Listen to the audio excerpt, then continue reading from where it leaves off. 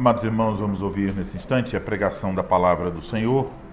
Vamos os irmãos abrirem suas Bíblias no livro de Provérbios, capítulo de número 15, versículo de número 28. Provérbios 15, 28.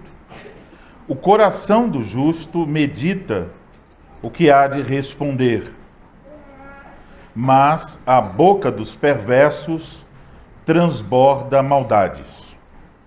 Até aí a leitura da palavra do Senhor. Vamos orar mais uma vez e pedir a bênção do Senhor sobre nós.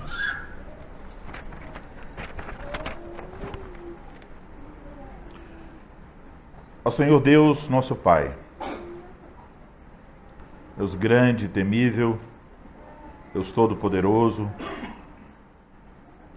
primeiro e último, fonte transbordante de todo o bem.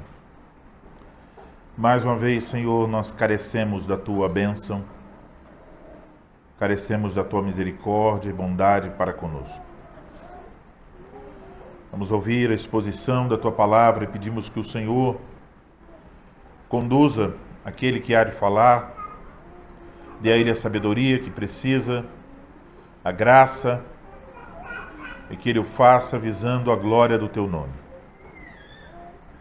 Dê a todos que vamos ouvir a exposição da palavra, a capacidade de nos concentrarmos naquilo que ouviremos, o coração humilde para receber a verdade, a disposição santa de rogar ao Senhor para que a nossa vida se enquadre no modelo da sabedoria divina, que o Senhor nos ajude para glorificarmos o Teu Filho, dando frutos que sejam por Ele para a Tua glória. Concede, Senhor, essas bênçãos, é o que nós humildemente pedimos em nome do Senhor Jesus. Amém. Amém. Amados irmãos em nosso Senhor Jesus Cristo, quando pensamos em tecnologia, certamente temos que reconhecer que o avanço da tecnologia nos trouxe muitos benefícios. Maior acesso às informações em tempo real, a possibilidade de conhecermos novas pessoas, a bênção de nos comunicarmos com pessoas distantes através de uma videochamada e muitos outros recursos. Mas como cristãos, nós devemos lembrar que esse avanço da tecnologia se dá em um mundo caído. E seria ingênuo da nossa parte pensar que a tecnologia só nos traz benefícios. A lista de perigos e armadilhas é tão grande, talvez até maior, do que a lista de benefícios. E podemos, então, diante desse quadro em que benefícios e malefícios estão na balança, nos perguntar o que nós devemos fazer. Como é que o cristão deve reagir na era da informação e da comunicação?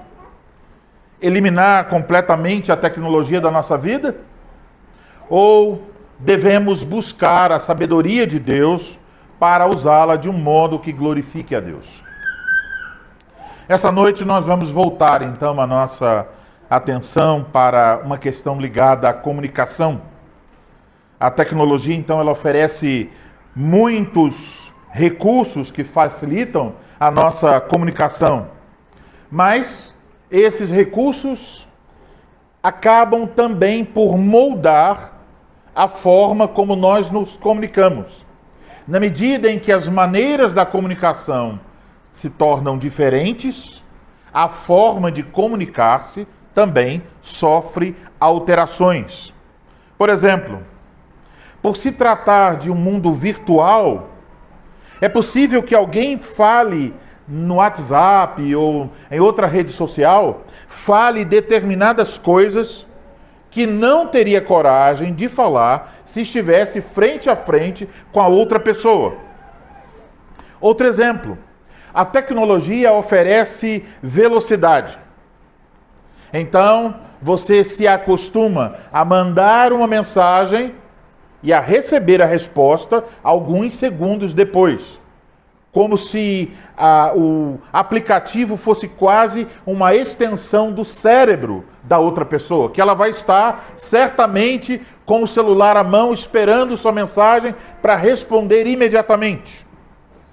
Você se acostuma a enviar uma mensagem, esperar resposta rápida e também se acostuma a responder rapidamente. Então, isso tem implicações.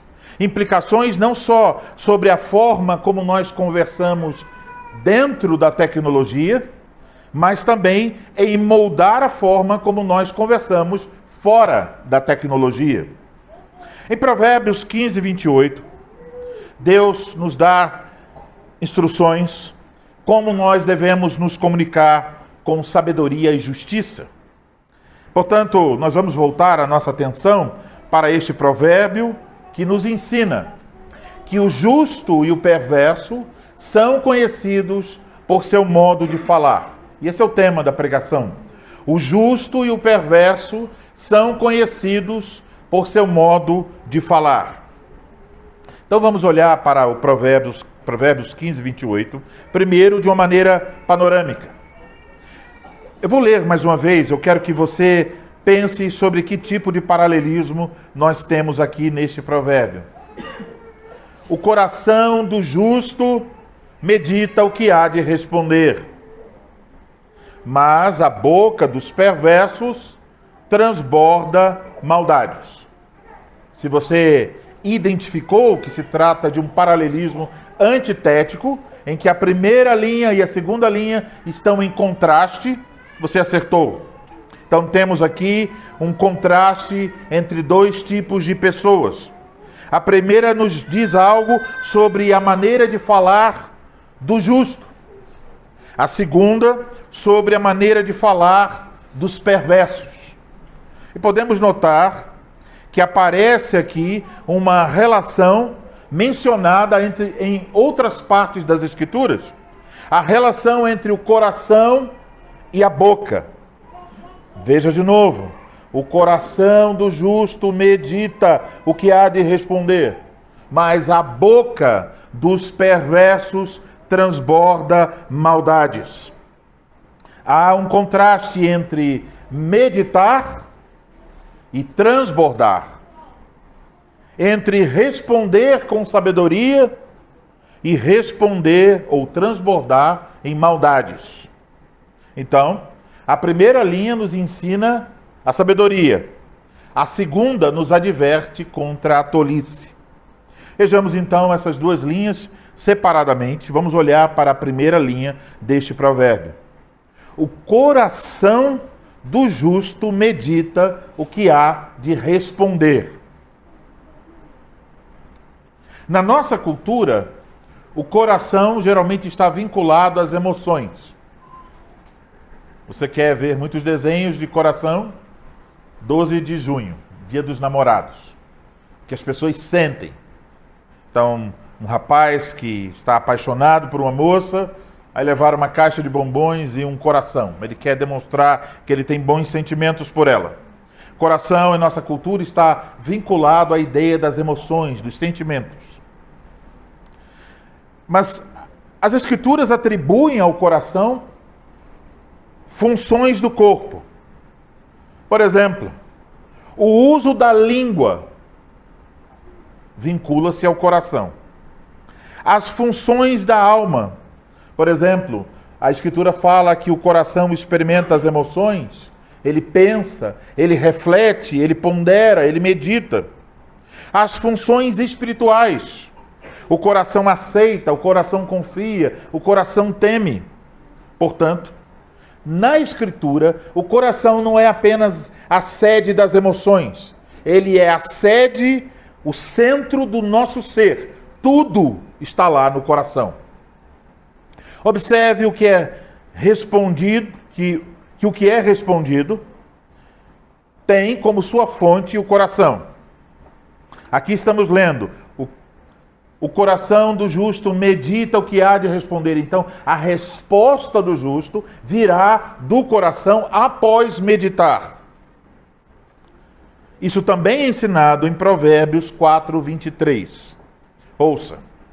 Sobre tudo que se deve guardar, guarda o coração, porque dele procedem as fontes da vida. Então, as fontes da vida, emoções, sentimentos, todas essas coisas, confiança, temor, procedem do coração. A fonte do nosso comportamento e de nossas palavras é aquilo que está no coração. Isso já nos coloca a todos em dificuldades. Provérbios 20, versículo 9 diz: quem pode dizer, purifiquei o meu coração, limpo estou do meu pecado? Porque já revela que o problema do pecado também está nesse lugar, no coração, no centro do nosso ser. E certamente eu espero que vocês, ao ouvirem essas palavras, estão também dizendo: ah, pastor, eu acho que eu poderia mencionar uma passagem da Bíblia sobre esse assunto. Mateus 15, versículos 18 e 19. Mas o que sai da boca vem do coração, e é isso que contamina o homem, porque do coração procedem maus desígnios, homicídios, adultérios, prostituição, furtos, falsos testemunhos, blasfêmias. Portanto, se queremos nos comunicar com sabedoria, em primeiro lugar, devemos admitir que existe um problema na fonte das nossas palavras, nosso coração. Tal como o Espírito Santo nos ensina pela boca do profeta Jeremias, no capítulo 17, versículo 9. Enganoso é o coração, mais do que todas as coisas, e desesperadamente corrupto. Quem o conhecerá? Ouvimos isso. Mas ao mesmo tempo precisamos, à luz de Jeremias 17:9, trazer a verdade do Evangelho. E a verdade do Evangelho é que se você crê em Cristo, você recebeu um novo coração. Os seus pecados foram perdoados. Seu coração não está mais escravizado ao pecado. E isso é o que o Evangelho nos ensina.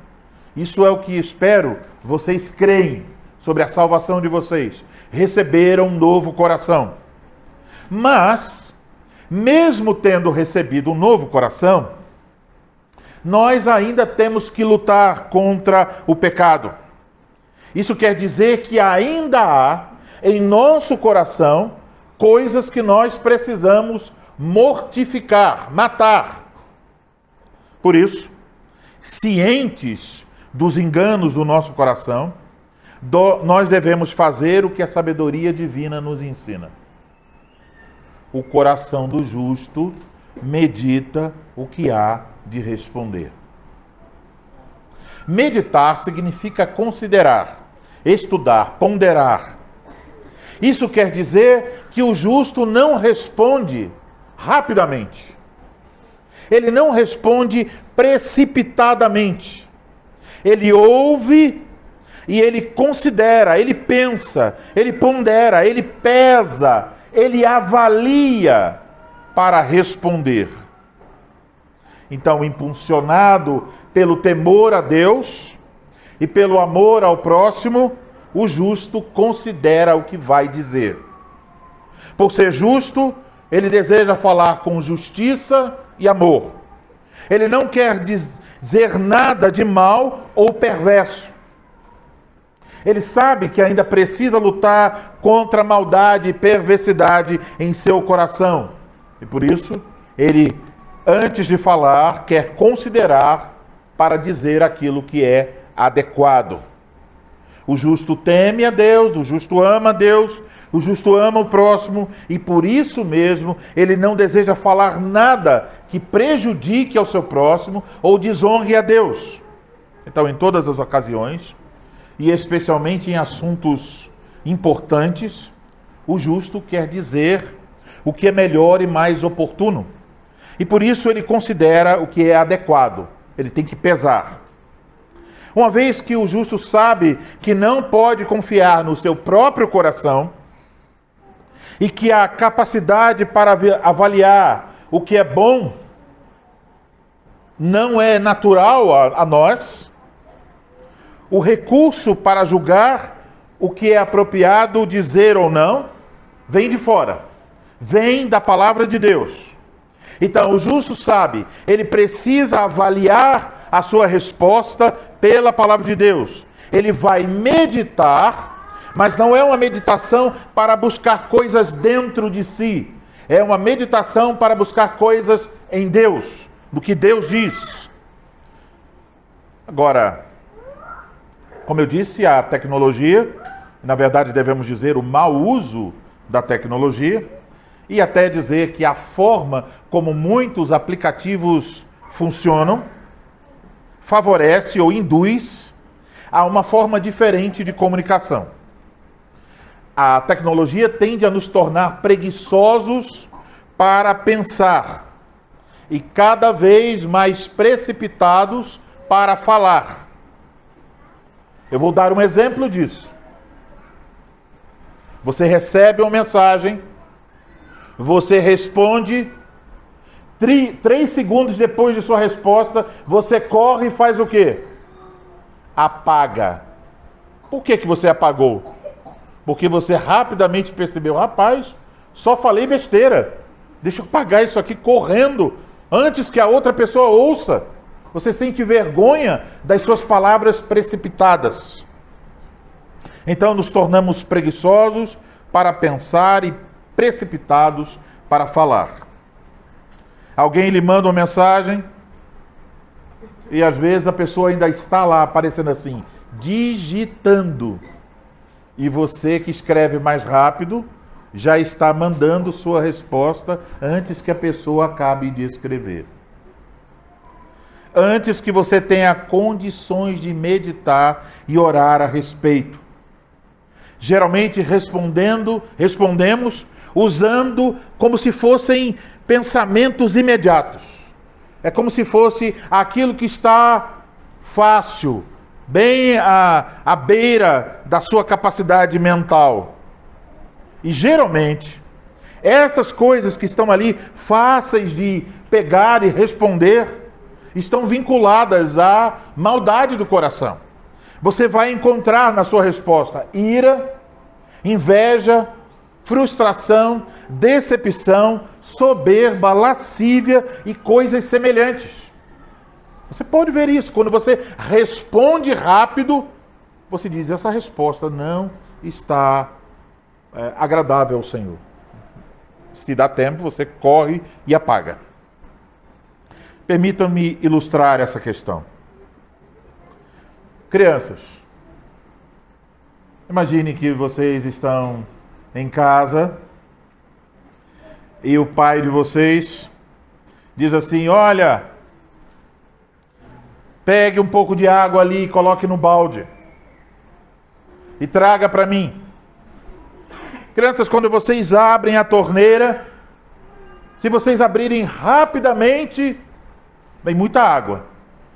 Molha você, talvez cai no chão, molha a área de serviço, a cozinha, banheiro. Você fica com a sua roupa molhada, o balde enche-se rápido, mas dependendo da pressão da água, você se assusta. Então, se você já sabe que é assim na sua casa, como é que você vai abrir a sua torneira? Você abre um pouquinho e diz, posso abrir mais um pouco. Abre mais um pouco.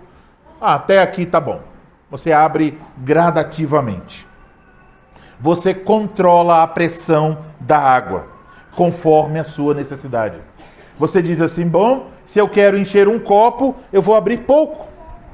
A água vai cair devagar. Se você quer encher um galão de 20 litros, você pode abrir mais forte e deixar a água correr. Então a pressão é controlada pela torneira.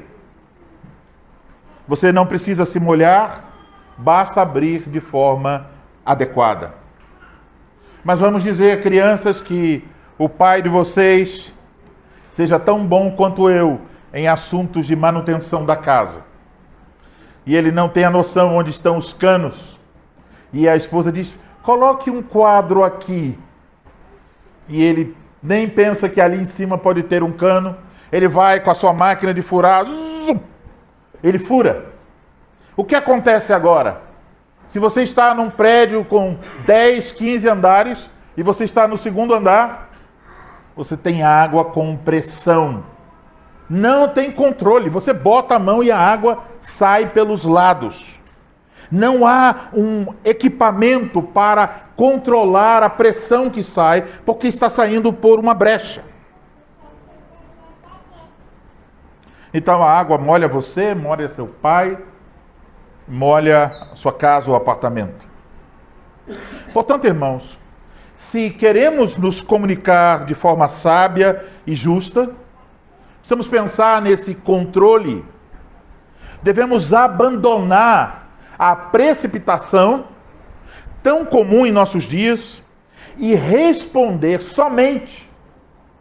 E talvez aqui pudéssemos pensar sola gratia, sola fide, e tem um outro somente.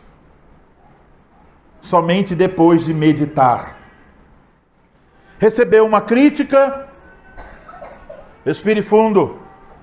Não responda imediatamente. Sofreu uma acusação, medite antes de responder.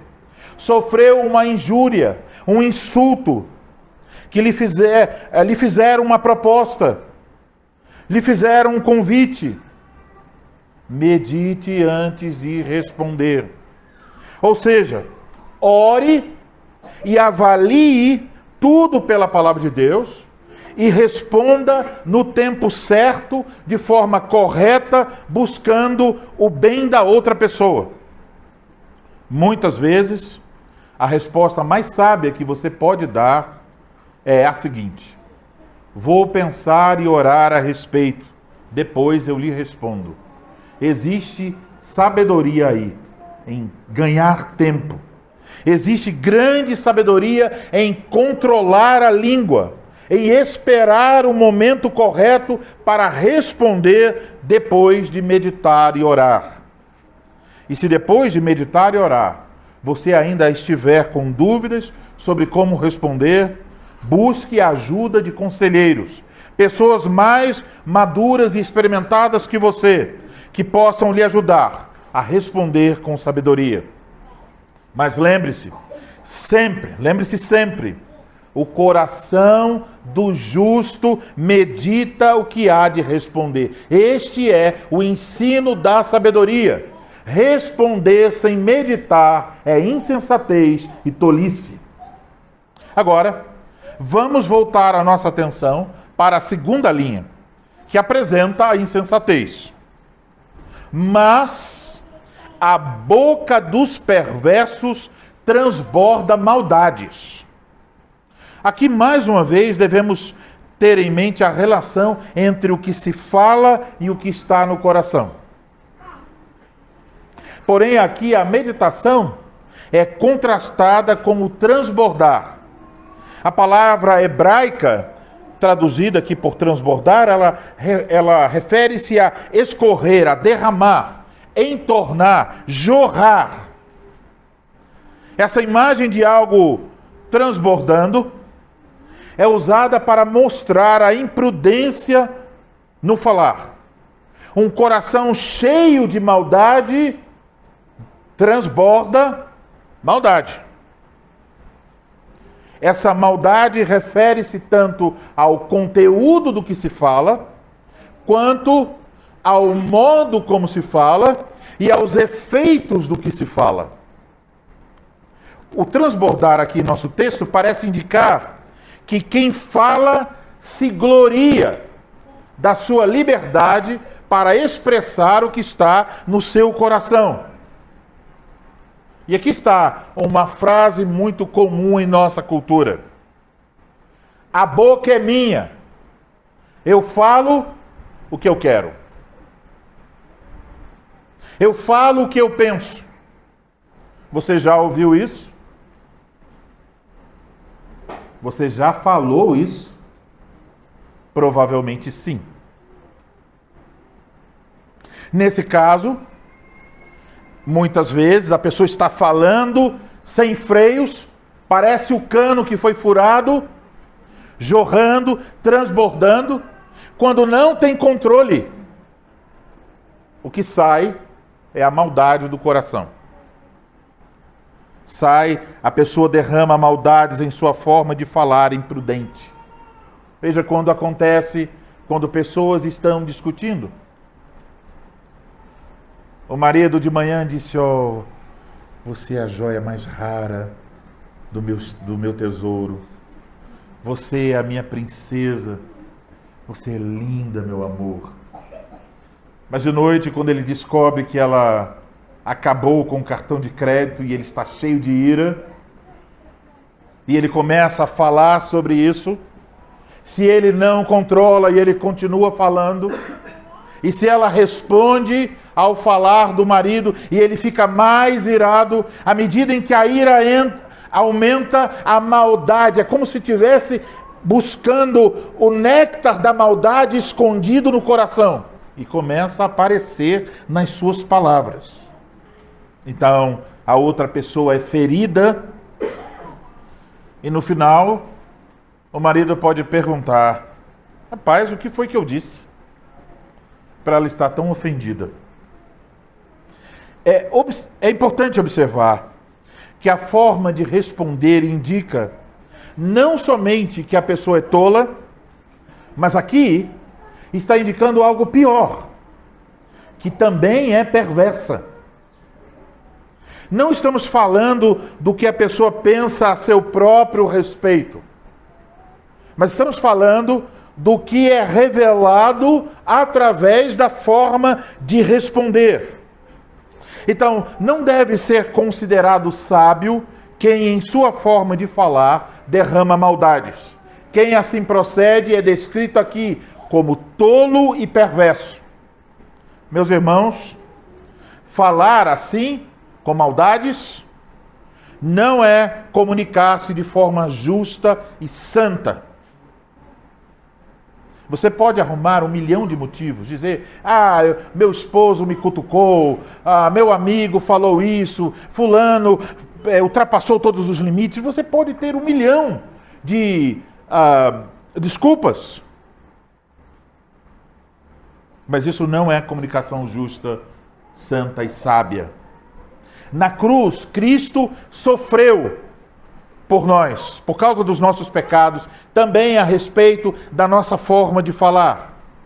Você já pensou sobre isso? Cristo morreu pelas nossas blasfêmias, pelos nossos insultos, injúrias, calúnias, fofocas e outros pecados da língua. O pecado agora não deve ter mais domínio sobre o nosso coração. Portanto, em Cristo Jesus, nós podemos ter o controle da nossa língua e também sobre aquilo que escrevemos nas redes sociais. É por isso que em Efésios capítulo 4, versículo 29, Paulo está falando sobre o processo de santificação. Ele diz que há certas coisas que nós devemos nos despir, as coisas, os feitos do velho homem, e há certas coisas nas quais nós devemos nos vestir, os feitos do novo homem. E eis o que ele ensina: não saia da vossa boca nenhuma palavra torpe, e sim unicamente, somente, unicamente, a que for boa para edificação, conforme a necessidade, e assim transmita graça aos que ouvem. A palavra torpe, aqui usada por Paulo, indica algo de qualidade pobre, ruim, impróprio para o uso, algo sem valor. Palavras que, de alguma forma, ocasionam um prejuízo para o próximo. Palavras que não contribuem para o arrependimento da pessoa, para a sua salvação ou para o seu crescimento e edificação em Cristo. Palavras torpes são palavras usadas pelo perverso, cuja boca transborda maldades. Sua fala é usada maldosamente para a destruição, com insultos, calúnias, zombaria e acusações. Em Efésios 4, 29, o Espírito Santo nos ensina que isto não condiz com a nova vida que temos em Cristo. Mas, infelizmente, Em muitos casos, irmãos, a nossa forma de proceder, pessoalmente e principalmente às vezes nas redes sociais, onde nós queremos parecer corajosos, mais se parece com os feitos do velho homem do que com os feitos da nova vida em Cristo. Você já pensou para pensar no seguinte? Por exemplo, nas redes sociais, pessoas que nunca tomaram um minuto para orar por outra pessoa, para pedir a Deus que lhe conceda verdadeiro arrependimento, estão dispostas a gastar muitas horas na criação de memes, perfis falsos para ridicularizar o próximo, e às vezes isso é feito por pessoas que se dizem, inclusive, reformadas. Em nome da ortodoxia, da apologética. E ao ler os comentários, fica parecendo que o objetivo não é ganhar o que está pecando, mas destruí-lo. Da mesma forma, agimos quando alguém nos contraria.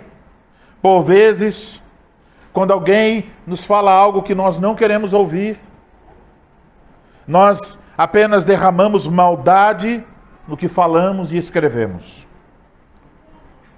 E, principalmente, quando você está distante da pessoa, por exemplo, discutindo com alguém através do WhatsApp, nós nos tornamos ousados, bem valentes. Dizemos coisas que nós não teríamos coragem de dizer pessoalmente. Essa hora fica mais fácil dizer maldades para destruir a pessoa. Irmãos, então sinceramente devemos perguntar: o que falamos pessoalmente ou nas redes sociais visa a edificação de outras pessoas? É verdade que mesmo falando para a edificação, a outra pessoa pode não receber bem. Mas nós devemos nos perguntar: o que eu estou falando transmite graça ou é uma fala destrutiva, maldosa, caluniosa, zombeteira, que insulta, que faz acusações? Irmãos, existe grande sabedoria em falar menos. E ao abrir a boca, falar coisas melhores, coisas para edificação. Você deve lembrar, Cristo não redimiu apenas uma parte do seu ser. Cristo redimiu seu coração e sua língua. E sua língua deve ser um instrumento da graça de Deus, o quanto for possível. Portanto, irmãos, eis a mensagem da sabedoria divina. Não seja precipitado no seu falar ou escrever. A prudência requer de nós que oremos, meditemos e busquemos bons conselhos. Em Cristo, as nossas respostas, e diria, principalmente na comunhão dos santos, as nossas respostas, a nossa comunicação deve ser sábia, justa e santa. Deve proceder de um coração que medita na palavra de Deus e que busca a direção de Deus em oração. Eu quero encerrar esta pregação convidando vocês a abrirem suas Bíblias na primeira carta do apóstolo Pedro, capítulo de número 3. E veremos aqui como o apóstolo Pedro está aplicando a verdade ensinada em Provérbios 15, 28. 1 Pedro, capítulo 3, versículo 8. E vamos ler até o versículo de número 17. Finalmente, sedes todos de igual ânimo, compadecidos, fraternalmente amigos, misericordiosos, humildes, não pagando mal por mal ou injúria por injúria. Antes, pelo contrário, bem dizendo, pois para isto mesmo fostes chamados, a fim de receberdes bênção por herança. Pois quem quer amar a vida e ver dias felizes, refreie a língua do mal e evite que os seus lábios falem dolosamente. Aparte-se do mal, pratique o que é bom, busque a paz e empenhe-se por alcançá-la. Porque os olhos do Senhor repousam sobre os justos, e os seus ouvidos estão abertos às suas súplicas. Mas o rosto do Senhor está contra aqueles que praticam males. Ora, quem é que vos há de maltratar, se fordes zelosos do que é bom? Mas, ainda que venhais a sofrer por causa da justiça, bem-aventurados sois. Não vos amedronteis, portanto, com as suas ameaças, nem fiqueis alarmados.